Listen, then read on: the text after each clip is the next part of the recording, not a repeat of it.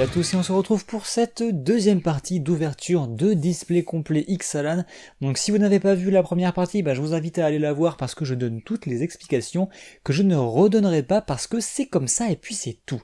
Voilà, donc c'est parti, on va pas perdre plus de temps que ça et on va s'enchaîner notre ouverture avec un nouveau booster, tout simplement un booster Vraska, et c'est parti. Donc je ne reviendrai pas sur les communes, les Unco et compagnie qu'on a déjà ouvert dans la première partie, et c'est tout en fait, et voilà, donc c'est parti. Hop là.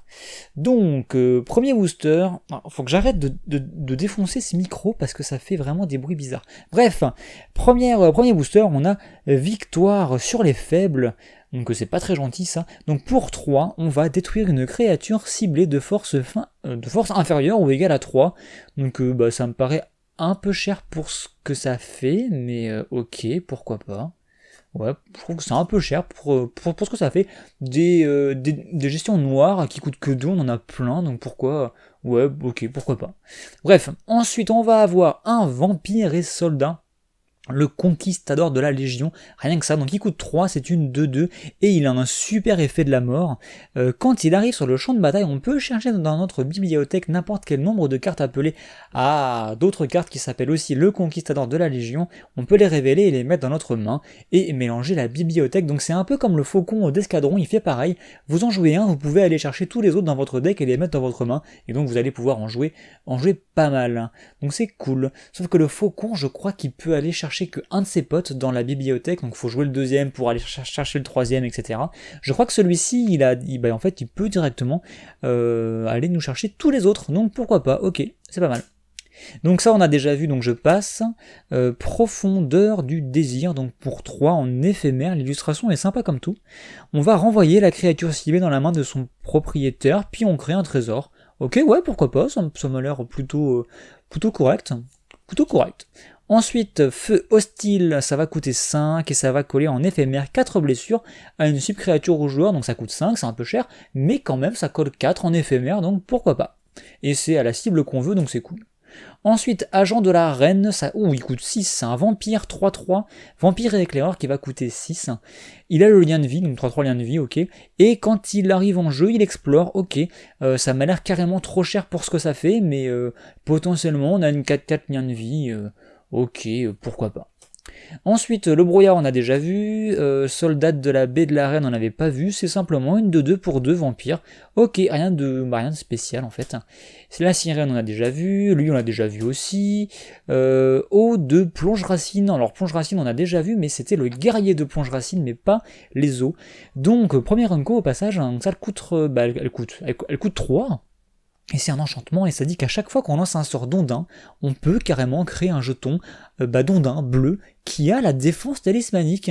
Donc alors moi je trouve que c'est une carte qui est complètement craquée, mais et qui est super jolie. Donc écoutez, je pense que c'est une très bonne petite unco qui va vraiment énerver vos adversaires si vous jouez ondin. Donc pourquoi pas, moi j'aime bien. Je dis +1 à cette carte.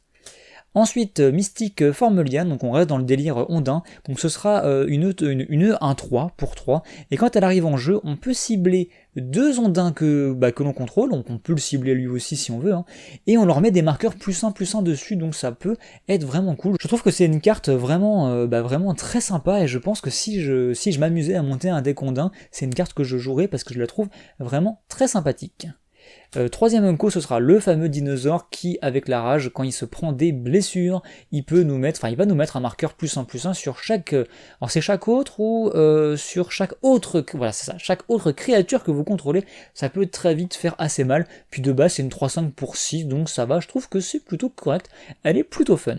Ensuite, première rare de cette boîte, on aura le droit, attention, à une mythique pour cette première rare, et c'est plutôt une bonne mythique, puisqu'on a chopé Vona, la bouchère de Magan, donc c'est le vampire et chevalier qui coûte 5, qui est une 4-4, vigilance, lien de vie, donc ça en fait c'est un commandeur vraiment très sympa parce que c'est une carte qui peut vous faire office de commandeur blanc-noir très sympa, parce que déjà 4-4 lien de vie, vigilance, ça va vous mettre des points de vie, c'est cool, mais surtout, vous pouvez en fait l'engager payer 7 points de vie pour détruire un permanent non-terrain ciblé. Alors par contre, on peut activer cette capacité que durant notre tour, mais après si on a moyen de la dégager, on peut l'utiliser plusieurs fois par tour, il n'y a pas de problème. Donc ouais, vous jouez ça en tant que commandeur dans un deck où vous jouez justement du blanc et du noir et vous gagnez beaucoup de points de vie, vous allez avoir les 7 points de vie pour pouvoir payer son effet, et ça peut vite faire très mal en détruisant toutes les cartes clés de votre adversaire, donc c'est vraiment une carte très sympathique, donc c'est cool, je pense que c'est pas mal pour une première mythique, voilà, donc ça c'est cool. Et ça reste un vampire très pratique qu'on pourra aller s'amuser à jouer dans le deck de Edgar Markov, donc c'est cool. Encore une fois, un terrain à l'envers, voilà, qui est super sympa je trouve comme marée. Plutôt cool. Et à nouveau un jeton vampire, voilà, donc ce sera tout pour ce premier booster, et donc première mythique de la boîte, donc c'est cool. Donc en tout on a pioché une mythique et une foil. Allez, on continue avec le fameux petit insecte, qui est une 1-2 pour 1 seulement, et qui peut se donner le contact mortel pour 1 noir, donc moi je trouve qu'elle est plutôt sympathique, elle est très jolie en plus, les couleurs rendent vraiment bien, donc c'est cool, j'aime bien. Je plus sois, encore une fois. 2-2 liens de vie pour 2 en vampire, c'est déjà mieux que la 2-2 pour 2 sans rien de plus, donc clairement beaucoup plus intéressante celle-ci. On a le dinosaure 6-6 piète pour 6, ça, voilà, c'est une carte un peu classique, mais très sympa, très sympathique.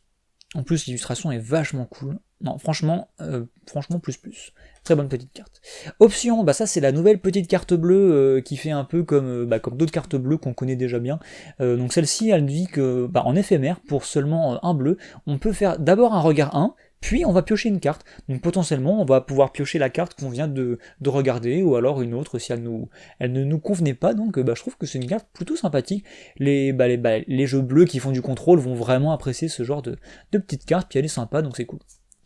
Le Raptor hystérique, on l'a déjà vu. Alors, l'importune de la flotte implacable, donc c'est un humain et pirate. Pour 4, on a une 2-2 menace. Et quand elle arrive en jeu, elle explore tout simplement. Ok, donc ça fait potentiellement une 3-3 menace, donc pourquoi pas. Ok. Ça me va. Ça on a déjà vu, donc je passe. Rivage inconnu, qui ressemble un peu au terrain Unco qu'on avait déjà pioché, qui vous mettait du mana de la couleur de votre choix, mais que pour un type de créature donné. Là, il va pas vous donner un mana coloré, mais il va vous transformer n'importe quel mana en un mana d'une autre couleur. Donc voilà, donc c'est un peu moins fort, mais après, c'est pratique, surtout si vous jouez de nombreuses couleurs, genre 4 couleurs, 5 couleurs, parce qu'il va toujours vous manquer la petite couleur, et celui-ci va pouvoir vous la donner, donc c'est plutôt intéressant pour une petite commune, voilà, c'est cool. Ensuite on aura révocation, ça c'est une bonne petite réédition pour le coup, tout simplement contrecarrer le sort ciblé pour 3, voilà, si vous ne la connaissez pas, c'est un peu le contre-sort, on va dire, à la mode, voilà, c'est le contre-sort successeur de la carte qui s'appelle contre-sort, qui fait pareil pour 2, mais voilà, c'est le contre-sort moderne, on va dire. Premier Unco, on aura le droit à la lancière impériale, donc c'est tout simplement une 1-1 pour 1 qui va gagner la double initiative dès lors que vous contrôlez un dinosaure. Donc bien sûr il faut la booster, autrement elle fait pas grand chose, mais ça peut faire mal. Voilà, donc moi je la trouve pas géniale, parce que je me dis que dans un deck dinosaure, vous allez jouer des dinosaures et pas forcément des humains, et vous avez pas forcément de quoi booster vos humains à côté, donc je sais pas, je me rends pas compte si elle est intéressante, pourquoi pas. À vous de me dire ce que vous en pensez. Ensuite, l'avant-garde d'Adanto, que je trouve très sympathique en revanche, puisque celle-ci on en avait pas mal parlé durant l'avant-première, puisque elle coûte 2, c'est une 1-1. Tant qu'elle attaque déjà, elle va passer 3-1, donc c'est plutôt pas mal, elle fout des baffes, et vous pouvez à tout moment payer 4 points de vie pour la rendre indestructible jusqu'à la fin du tour, donc c'est une carte qui va pouvoir agresser vraiment encore et encore. Je trouve qu'elle est vraiment très sympa. Très bonne petite unco selon moi, à tester avec des jeux plutôt aggro, donc voir ce que ça donne. Bien sûr, 4 points de vie ça fait cher après, mais à chaque tour, mais pourquoi pas, à tester. On aura le droit à l'archer, donc c'est Adzokan, je saurais pas trop dire. Donc tout simplement pour 3, une 1-4 portée, parce qu'il faut de la portée, et elle dit tout simplement que quand elle arrive sur le champ de bataille, on peut faire qu'ils se battent contre une autre créature ciblée, donc pourquoi pas, ça va aller mettre qu'une blessure, c'est pas fou, mais pourquoi pas, voilà, en tout cas une carte clairement qui va servir de défenseur avec la portée. Et donc, rare suivante, on aura le droit à Sacrement Sanguin, voilà, donc cette fameuse carte qui dit que ça vous coûte X plus 2 blancs en éphémère et vous allez gagner 2 fois. X points de vie, puis ensuite vous remettez cette carte au-dessous de la bibliothèque de son propriétaire. Pourquoi pas? Ok, ouais, ça on l'avait pioché aussi pendant l'avant-première, mais on n'avait pas joué. À voir, à voir. Dans un jeu vraiment ramp où vous avez énormément de mana, ça peut vraiment éventuellement venir dire je gagne 20 points de vie, pourquoi pas, mais à part ça, pas forcément très utile. Oh, on a une carte recto-verso, enfin une carte récapitulative des cartes recto-verso, et on aura le droit à une folle. Alors justement, un instant. En fait, on s'était posé la question, est-ce qu'on peut trouver ce type de carte-là dans des boosters, mais sans avoir la carte recto-verso qui va bien, qui va avec, et on s'était rendu compte que certains boosters, effectivement, on n'avait pas la carte recto-verso. Mais normalement, dans les éditions précédentes, quand ils faisaient ça, ça veut dire que si ou bien on avait la carte recto-verso, ou bien on avait une foil recto-verso, et bah là, c'est le cas. C'est le cas. Et on aura eu une rare foil, qui d'ailleurs a une petite coquille ici, une rare foil, et bah c'est franchement une rare foil de qualité, de grande qualité, puisque bah déjà c'est une carte recto-verso. Alors un instant, je me permets. Oui, effectivement, on a un petit point sur la bordure noire qui est tout simplement un petit problème d'impression. Donc il y a simplement un bout de noir qui manque à cet endroit-là, donc c'est pas très grave. Bref, donc on a pioché l'une des 5 cartes justement qui sont listées ici. Donc les 5 cartes colorées qui sont des enchantements légendaires qui deviennent des terrains. On l'a pioché en plus en foil. Et on a pioché la verte qui est, selon moi, l'une des meilleures, donc je vous avouerai que je suis plutôt content. Alors qu'est-ce que ça fait? On va justement vous expliquer, je vais vous expliquer pourquoi elle est si bien cette carte. Alors elle coûte 3, tout simplement, et quand elle arrive sur le champ de bataille, déjà, on va regarder les 4 cartes du dessus de notre bibliothèque, et si on le désire, on peut révéler une créature parmi elles et la mettre dans notre main, tout simplement, et on met le reste, ou pas. Si on a révélé une carte, on met les 3 autres, si on n'a pas révélé, on met les 4 cartes, on va toutes les mettre au-dessous de notre bibliothèque dans l'ordre de notre choix. Donc déjà, on récupère une petite créature, donc c'est pas mal, donc c'est une sorte de pioche optimisée, puis au début de notre étape de fin, donc à la fin de notre tour, si on contrôle au moins 4 créatures, on va pouvoir le transformer. Et c'est là que la magie intervient. Je vais essayer de pas la niquer. Donc on a un superbe terrain légendaire, déjà super joli, et qui nous dit, déjà, c'est un terrain qui peut nous mettre du vert, tout simplement, en l'engageant, mais elle peut aussi, grâce à sa deuxième capacité, en s'engageant, nous ajouter un mana vert pour chaque créature que vous contrôlez, ce qui est extrêmement puissant, ce qui fait que cette carte-là est vraiment, à mon avis, elle va rentrer dans tous les EDH qui contiennent du vert, dans tous les decks elfes, les machins comme ça, c'est ultra fort. C'est juste super fort. Et il y avait une carte qui s'appelle le berceau de Gaïa en fait. Alors, je crois que c'est le berceau de Gaïa. En tout cas, je sais qu'il y a Gaïa dans le nom. Il me semble que c'est ça. Qui fait un effet similaire. C'est une sorte, c'est un terrain que vous mettez de base, vous le posez et pouf, il vous fait cet effet-là. Vous gagnez un vert pour chaque créature que vous contrôlez. Et c'est une carte qui est très puissante et qui a été bannie dans de nombreux formats.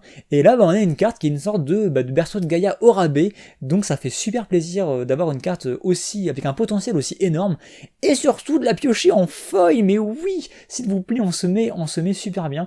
Non, franchement, je suis super content, donc je ne sais pas si ça s'est assez entendu, mais je suis super content, et en plus elle est super belle, donc c'est cool.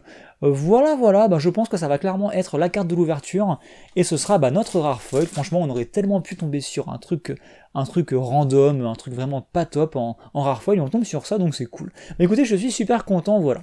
Donc, on va peut-être s'ouvrir notre 4ème booster, parce que c'est une bonne pioche, mais on va pas rester là-dessus sans 7 ans. Donc je vous propose de continuer, et j'espère qu'on piochera les autres cartes recto verso des 5 couleurs, hein.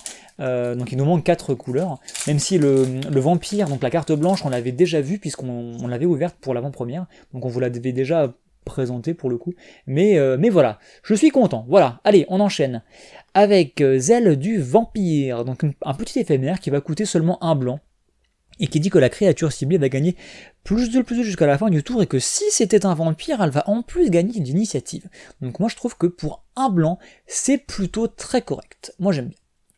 Ensuite, la fameuse Dirad, elle coûte 3, c'est une 2-2, et elle peut vous dégager le terrain ciblé. Donc c'est pas elle vous met du mana, c'est elle vous dégage un terrain. Donc vous allez me dire, mais c'est quoi la différence? Bah tout simplement, si vous avez un terrain qui peut vous mettre plus qu'un mana, par exemple celui-ci, pour ne pas le citer, eh bien vous pouvez, grâce à cette carte-là, bénéficier de 2 fois son effet dans le même tour, puisque vous l'engagez une fois normalement, ensuite vous engagez celle-là, vous dégagez le terrain, et vous réengagez le terrain, vous regagnez la masse de mana, donc c'est cool. Donc ouais, bah carte sympathique. On avait une autre carte qui faisait un peu pareil, c'était, je crois que c'était l'elfe de la charmille, me semble, qui pouvait dégager un terrain aussi. Bon bref, il y a d'autres cartes qui font ça. Ensuite, tisseuse de piège aquatique, donc c'est un nom d'un 2-2 pour 3, quand elle arrive en jeu, on peut engager une créature ciblée qu'un adversaire contrôle, et elle va pas se dégager pendant la prochaine étape de dégagement de son contrôleur. Donc en fait, on a encore un ondin qui va aller engager vos ennemis, vos adversaires. Donc c'est pas mal. En fait, je trouve que les ondins sont vraiment très, très agressifs. Ils peuvent se rendre imbloquables, ils peuvent se mettre des marqueurs +1/+1, et ils peuvent aller gêner vos adversaires, vos créatures adverses. Donc il y a vraiment moyen de faire des choses intéressantes, je pense, avec ces decks ondins. Donc c'est cool. Ensuite, humain et chevalier, donc 2-2 pour 2, qui est sympa comme tout, puisque, en fait, si vous contrôlez un dinosaure, et quand elle va attaquer, eh bien, elle va gagner +1/+1 jusqu'à la fin du tour. Donc voilà, tant que vous avez un dino, c'est une 3-3 quand elle attaque, donc ça peut être sympathique dans un jeu plutôt agressif, plutôt cool. Marche des noyés, ça coûte 1 noir et vous avez le choix entre 2 effets, ou bien vous renvoyez une créature ciblée depuis votre cimetière dans votre main, ou bien vous renvoyez 2 cartes de pirate ciblées depuis votre cimetière dans votre main. Alors c'est une carte créature quelle qu'elle soit, ou si vous jouez pirate, vous ramenez 2 pirates, ce qui peut être pas mal pour un noir, vous récupérez 2 pirates qui sont morts, vous les remettez dans votre main, vous les rejouez, franchement sympa, j'aime bien, une carte plutôt correcte à mon avis. Commission de l'arène, ça coûte 3 rituels, vous créez 2 petits jetons, vampire 1, lien de vie, donc c'est justement le vampire qui est là. Voilà, vous en créez 2. Ça me paraît pas mal en rituel, pourquoi pas. Ensuite, contrainte on a déjà vu, chasseur à crête solaire on n'a pas vu, ça coûte 6 quand même, mais on a une meute, une grosse meute, puisque ce sont des 5-4 quand même, et il a la rage, et s'il subit des blessures, ils infligent 3 blessures à l'adversaire ciblé, ça ne plaisante pas.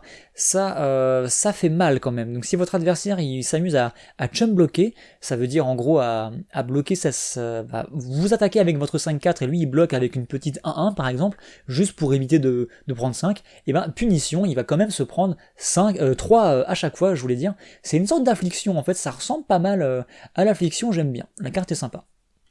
Ensuite, on a à nouveau des pirates, donc des trousseuses, des épaves, ça coûte 2, c'est une 2-1, saccage, si vous avez attaqué avec au moment où elle arrive sur le champ de bataille, vous pouvez piocher une carte, et si vous faites ainsi, vous devez vous défausser d'une carte. Ok, pourquoi pas, un petit pirate, ok. Ensuite, voleur de nid, donc un petit dinosaure, 2-1 célérité pour 2, c'est correct. Ensuite, un vampire pour 5, c'est une 3-3, et c'est un évêque en plus, donc ok, un peu flippant. Donc c'est, qu'est-ce qu'il fait lui? Quand il arrive en jeu, l'adversaire ciblé perd 1 point de vie pour chaque vampire que vous contrôlez. Voilà, donc ça ressemble à une carte qu'on avait à l'époque de Theros, qui faisait pareil, et vous perdez, votre adversaire perd 1 point de vie, et vous gagnez 1 point de vie pour votre autant que votre dévotion au noir, mais là c'est, vous gagnez pas le point de vie, c'est simplement votre adversaire qui perd 1 point de vie, et c'est pour chaque vampire que vous contrôlez. Pourquoi pas, si vous avez 4-5 vampires, ou plein de... si vous avez un deck jeton qui joue avec plein de jetons vampires, quand elle arrive en jeu, elle peut vraiment faire mal. Pourquoi pas, après elle coûte 5, je ne sais pas, je pense pas que la carte soit beaucoup jouée. Ensuite, les lancières. La lancière, on l'a déjà vu, mais je vous dis n'importe quoi, c'est n'importe quoi. Bref, on continue. Ombre obscure, qu'est-ce que je dis? Obscure nourriture, franchement, il faudrait que j'arrête et que je fasse une pause, parce que là, je dis n'importe quoi. J'espère que vous ne m'en voudrez pas. Donc pour 5, on a un éphémère qui va coller 3 blessures à une cible créature au joueur et on gagne 3 points de vie. C'est les cartes justement qu'on appelle de drain, parce que ça va drainer la vie en fait. Ça va mettre des blessures et vous faire gagner des points de vie. Donc voilà, ça sert à ça. Donc pourquoi pas, ça coûte 5 après, pourquoi pas, ok sans plus. On aura le droit à une autre carte recto verso, et on aura le droit à la carte qui va bien avec pour l'expliquer, donc c'est cool, pour l'instant on a eu ces cartes d'explication à chaque fois, j'ai l'impression. Donc qu'est-ce qu'elle fait, celle-ci en particulier, c'est un artefact qui coûte 4, et amulette primordiale, donc qu'est-ce que ça dit? les sorts d'éphémères et de rituels que vous lancez coûtent 1 de moins à lancer. Donc ça c'est plutôt bien, ça peut être pas mal. Et ça dit, à chaque fois que vous lancez un sort d'éphémère ou de rituel, on met un marqueur charge sur l'amulette. Et s'il y a au moins 4 marqueurs charge sur elle, on peut les retirer et la transformer, donc on n'est pas obligé. Si on veut, on peut la garder telle quelle pour bénéficier de son effet. Mais si on a au moins 4 marqueurs, on la retourne et ça devient un terrain qui nous dit qu'on peut l'engager en fait, et ça dit ajoutez un mana de la couleur de votre choix à votre réserve, et quand ce mana est dépensé pour lancer un sort d'éphémère ou de rituel, on copie le sort en question et on peut choisir de nouvelles cibles. Ah oui, donc c'est intéressant malgré tout de la transformer, donc ouais, bah écoutez, moi ça m'a l'air d'être une rare plutôt correcte, j'aime bien en tout cas, donc pourquoi pas. Allez, on continue. Chaque fois, je suis toujours super content pour cette carte là quand même. Je suis désolé, hein, je vais avoir du mal à apprécier le reste de l'ouverture étant donné ce qu'on a ouvert. Oh, ça c'est la carte récapitulative des cartes éléments de l'histoire en fait. Donc on a 5 cartes, comme ils font ça depuis un petit moment maintenant. Donc on a 5 cartes dans l'extension qui racontent en fait des moments clés de l'histoire qui se passent sur le plan d'Ixalan. Donc si vous voulez vous amuser à les retrouver, vous pouvez faire ça. Donc il me semblait qu'on en avait ouvert une tout à l'heure. Non, j'ai rêvé. Donc non, voilà. Donc si on les trouve, on en parlera. Donc allez, c'est parti. Donc lui, on l'a déjà vu, donc je passe. Le gardien du littoral, c'est un trilobite, d'accord. Donc c'est une 0,3 pour 1, très bien. Et plus tard, vous pourrez payer 5, l'engager, le sacrifier, piocher 3 cartes. Ok, ça sert à... Ok, ou non, pas de commentaire. On continue avec la salve pyrocanon qu'on a déjà vu, donc je passe, on a déjà vu aussi. La petite 1-3 vol pour 2 vampires qu'on n'a pas vu mais qui est sympa, ok, c'est toujours cool. Lui on l'a vu, donc là on va commencer à aller plus vite. Elle rafistolée, donc c'est un artefact, un équipement même plus exactement, qui coûte 2 et ça s'équipe pour 1, ça donne le vol à la créature équipée, donc c'est toujours pratique. Qui n'a pas rêvé de faire voler un gros dinosaure par exemple, ça me paraît très intéressant et très fun. Ensuite, détrousseuse des épaves, on l'a déjà vu. Un nouveau... Ah non, j'allais dire un nouveau dinosaure, mais non, c'est simplement démolition, détruisez l'artefact ou le terrain ciblé. J'ai envie de dire que c'est une réédition, mais je suis pas sûr, donc je vais juste me taire. Donc elle coûte 4, c'est un rituel, voilà. Ok, toujours pratique. Le guerrier qu'on a déjà pioché, en foil d'ailleurs. Premier unco, appel du capitaine sinistre, ça coûte 3, c'est un rituel. Vous renvoyez dans votre main une carte de pirate depuis votre cimetière, puis vous faites de même avec un vampire, un dinosaure et un ondin. Quoi ? Oui, alors oui, donc vous pouvez pas jouer tribal avec cette carte, mais c'est un peu... Ouais, ok, d'accord. D'accord, très bien. Si vous avez un deck qui contient pas forcément que des dinos, ou que des vampires, ou que des ondins, ou que des pirates, et que vous avez un peu de tout, cette carte-là pourra vous être très utile. Je pense que c'est une carte qui peut être bien en limité.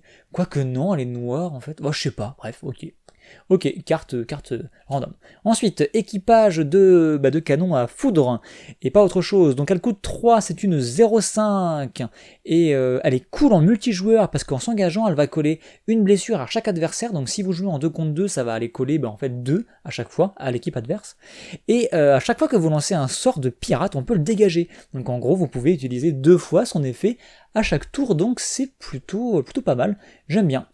C'est plutôt pas mal et c'est très puissant en multijoueur, encore une fois. On a eu un adversaire lors de l'avant-première qui l'avait utilisé, ça faisait mal en fait, 2 à chaque tour en fin de compte. Bon, nous on gagnait beaucoup de points de vie donc on s'en fichait si vous voulez, mais quand même ça fait mal. Ensuite, oh sympathique celui-ci, je l'avais jamais vu celui-là en plus. Donc le monstrosaure quoi. Le monstrosaure chargeur. Donc une 5-5, piétinement célérité pour 5, quand même, c'est pas dégueu.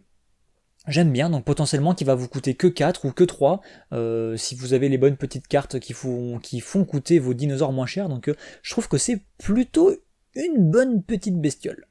Ensuite, eh bien justement, nous cherchions les cartes recto-verso, nous avons pioché la deuxième, et j'ai envie de dire qu'après la verte, c'est un peu la deuxième meilleure, donc je suis assez content de l'avoir pioché aussi. Donc qu'est-ce que ça fait ? Ça coûte 2. Elle est encore une fois, elle est magnifique, quoi. C'est un truc de fou. Elle coûte 2.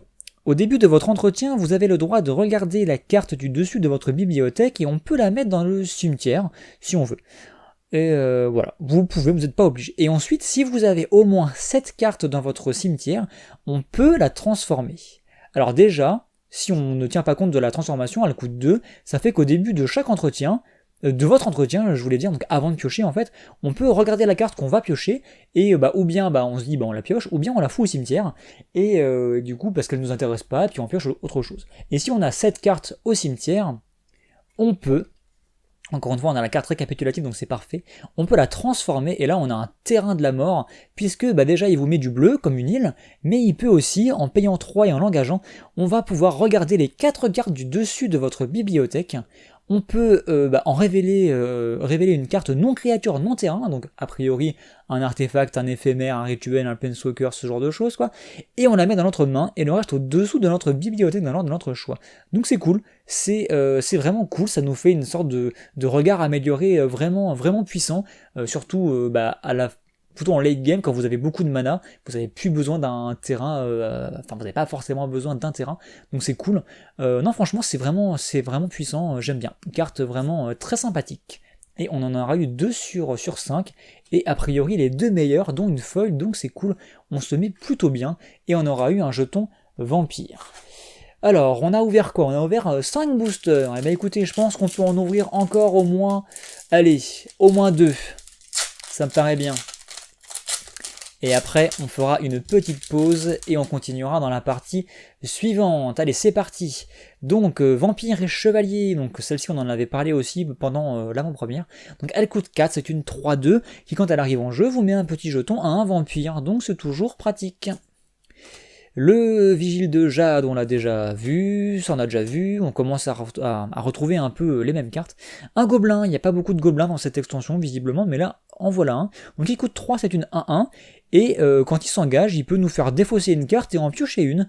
Donc c'est plutôt pas mal, si vous jouez encore une fois avec la folie ou avec la défausse tout simplement, ça peut éventuellement être intéressant. On continue, assassinat, commandité, ça coûte 5. Vous détruisez une créature ciblée et vous créez 2 jetons trésors. Plutôt pas mal, j'aime bien. Ça me paraît raisonnable. Alors celle-là on l'a déjà vue. Tir double, bon ça c'est aussi une réédition pour le coup. C'est un éphémère pour seulement un petit rouge qui va pouvoir mettre une blessure mais à 2 créatures, donc c'est plutôt cool. Et en plus c'est ciblé jusqu'à 2 créatures, donc si vous n'avez qu'une seule cible potentielle, vous pouvez la cibler que elle. Sachant que c'est cool parce que on peut cibler, admettons, une bébête adverse et une à nous qui nous déclenche la rage, ou simplement 2 créatures à nous qui nous mettent la rage, ou même une... Ah non, on peut pas mettre... Non, une seule on peut pas. Donc voilà, on peut vraiment... on peut un peu distribuer ça comme on veut, donc c'est plutôt pratique.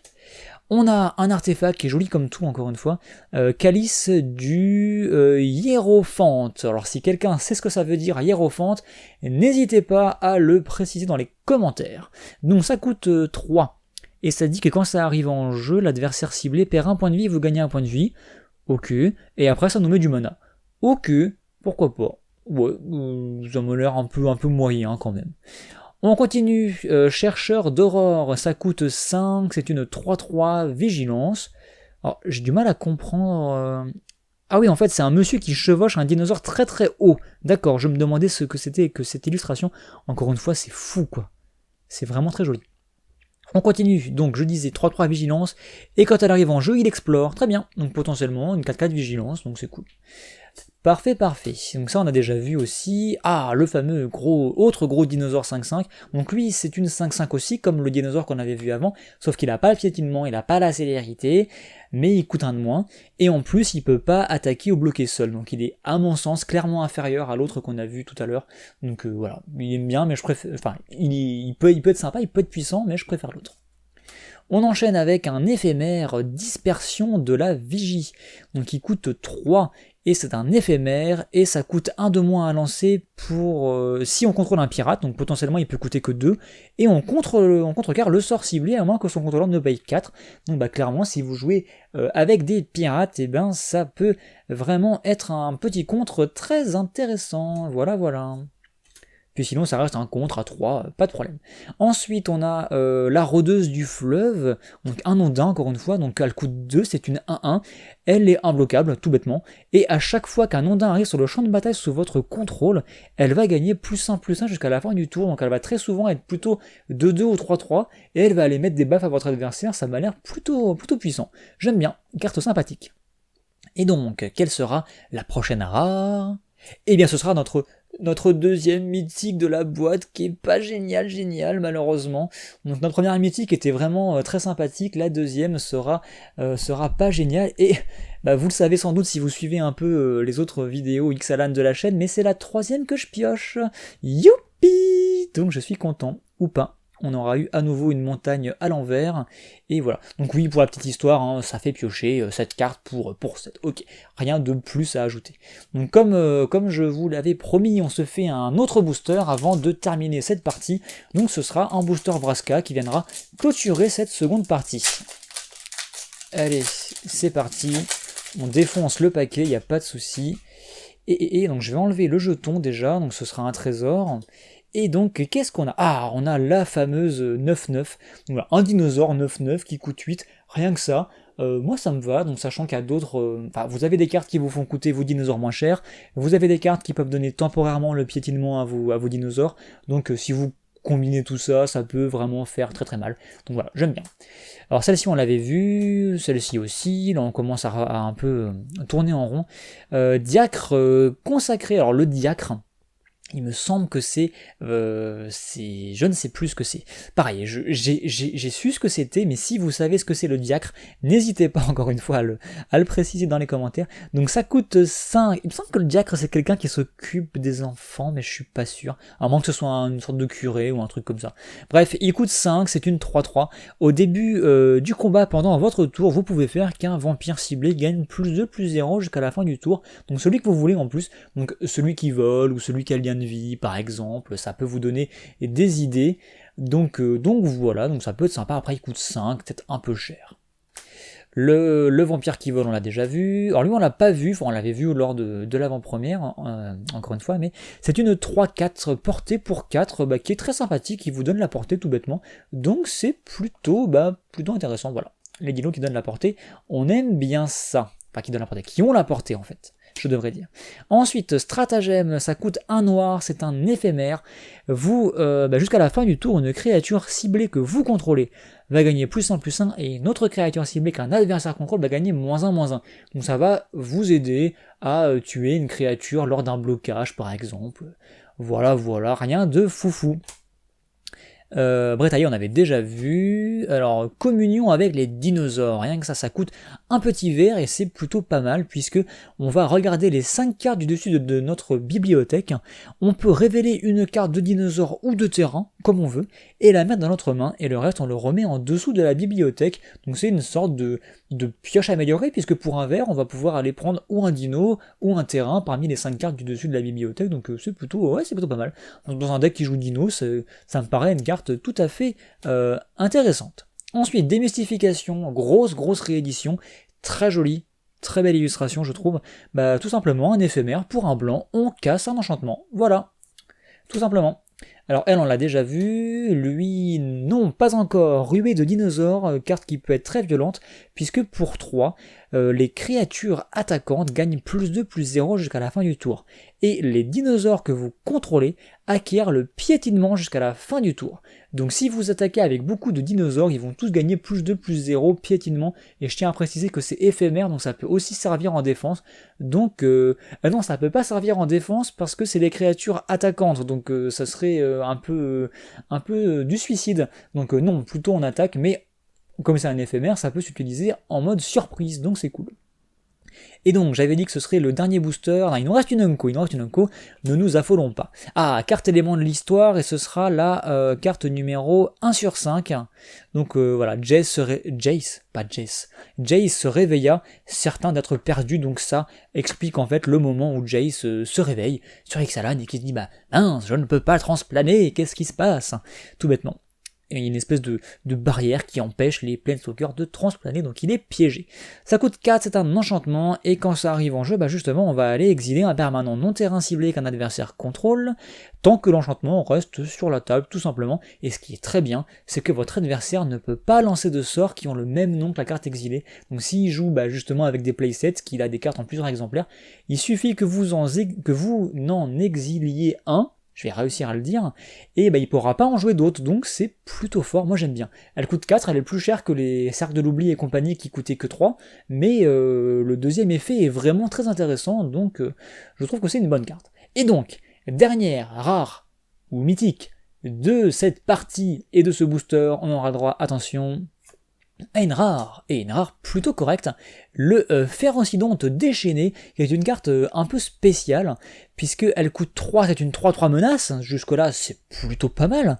Elle dit que les joueurs ne peuvent pas gagner de points de vie, attention, ça vous concerne vous aussi, donc, mais ça à la limite on s'en fout, c'est plutôt un avantage si on joue de manière agressive.